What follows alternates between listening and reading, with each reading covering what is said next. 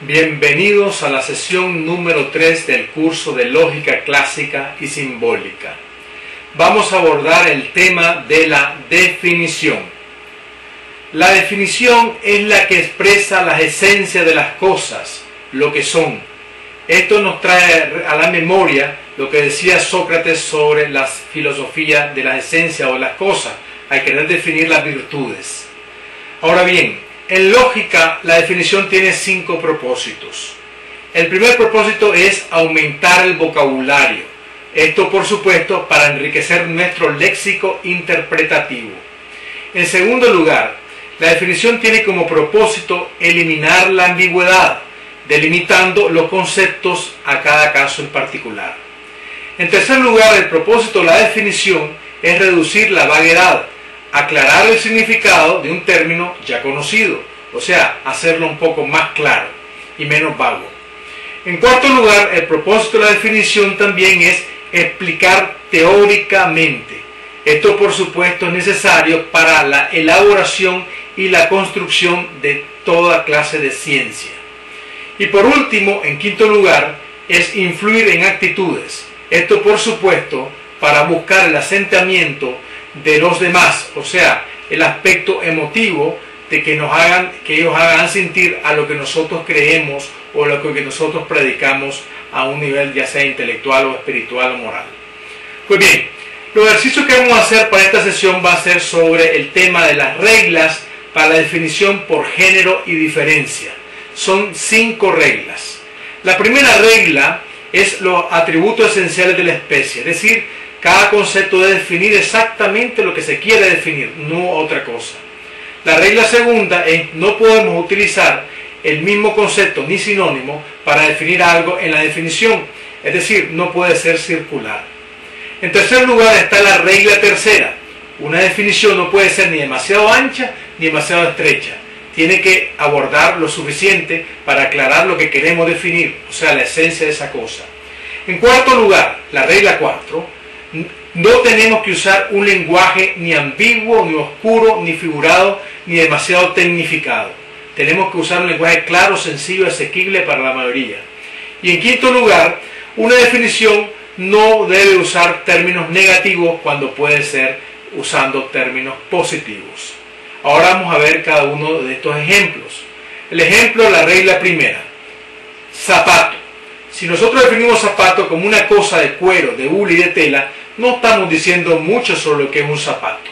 Estamos diciendo sobre una cosa que tiene cuero, que tiene hule y que tiene tela. Okay, en otras palabras, no define lo que es un zapato. O sea, los atributos esenciales de la especie, que es algo que uno se debe poner en el pie y que sirve para proteger el pie. Es decir, a eso especificamos más la especie del concepto zapato. No solo diciendo de lo que está hecho. El ejemplo de la regla segunda, cuando decimos causa, es algo que produce un efecto. La palabra produce es sinónimo de causa, o sea, hemos vuelto a usar el término igual, pero en una forma sinonómica en la definición, y por eso esta regla infringe, ¿verdad? La regla 2 es circular, o sea, vuelve a usar el mismo término. El ejemplo, la regla tercera. Esta regla tercera es un caso de que no debe ser la definición demasiado ancha y demasiado estrecha. Por ejemplo, cuando hablamos de fragancia, indica cualquier olor. Por supuesto que esta definición es demasiado amplia, porque algunos olores, por supuesto, son desagradables, no solamente agradables, mientras que la fragancia, la mayoría, por no decir la totalidad, son olores agradables. O sea, es demasiado ancha, no da la esencia de lo que significa el término o el concepto fragancia. El ejemplo de la regla cuarta es de la siguiente manera.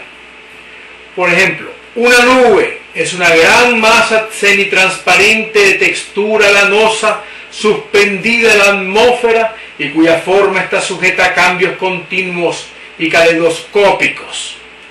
Esta definición definitivamente que deja a cualquiera uno en el aire.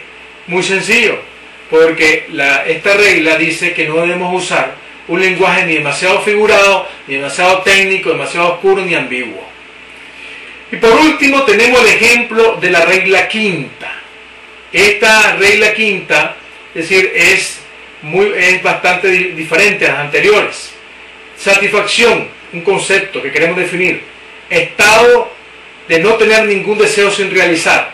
Fíjense bien, aparentemente es una definición interesante, pero hemos utilizado un término no, de no tener. O sea, si podemos usar conceptos positivos, no debemos de usar pues conceptos negativos. Inflige la regla quinta. Ahora bien, vamos a los ejercicios. Las asignaciones para el tema, las reglas para la definición por género y diferencia van a ser las siguientes. El libro de texto que ustedes van a utilizar es de Lógica Elemental del Dr. Juan Bosco Cuadra, y la asignación es la siguiente. De la página 50 a la página 55 son 40 ejercicios. Es necesario hacer cada uno de ellas y decir y discernir qué tipo de regla inflige cada uno de estos ejercicios. No solamente poner el número, sino también qué tipo de regla, si es por circular, si es por negativa, si usa un lenguaje demasiado ancho, demasiado estrecho, etc. Y ponerle el número a cada una de estos ejercicios, pues sabiendo qué regla inflige. Pues bien, hasta aquí pues hemos terminado con esta sesión número 3 y les agradezco su atención. Muchas gracias.